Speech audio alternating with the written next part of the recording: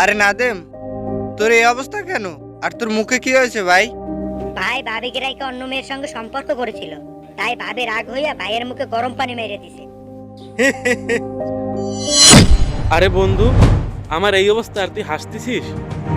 তুই কি বন্ধু না শত্রু? নাদিম, তুই কি ভুলে গেছিস সেদিনের কথা? ভাই, বাড়ি থেকে আমার বিয়ের জন্য মেয়ে দেখতেছে। যদি তোর পরিচিত কোনো ভালো মেয়ে থাকে তাহলে বলিস। কি, তুই বিয়ে করবি? তোকে তো উগান্ডার মেয়েও পছন্দ করবে না। আমাকে দেখ, আমার পিছনে হাজারো সুন্দর মেয়ে করবে।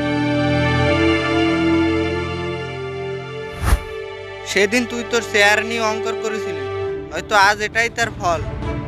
ভাই, আমাদের যা কিছু আছে, ধন সম্পদ, সৌন্দর্য, সবই আল্লাহর নেয়ামত। আল্লাহ চাইলে মুহূর্তেই কেড়ে নিতে পারেন, আর অহংকার কেবলই ধ্বংস ডেকে আনে। রাসূল সাল্লাল্লাহু আলাইহি সাল্লাম বলেছেন, যার অন্তরে শস্যে দানা পরিমাণ অহংকার থাকবে সে কখনো জান্নাতে প্রবেশ করবে না। ভাই, আমি ভুল করেছি, ক্ষমা চাচ্ছি। আমি বুঝতে পারছি মানুষের সৌন্দর্য যতই হোক, যদি তার চরিত্র সুন্দর না হয়, সেই সৌন্দর্যর কোনো মূল্য নেই। অহংকার মানুষের ধ্বংসের মূল, বিনয়ী মানুষের সৌন্দর্য ও মর্যাদার আসল অলংকার।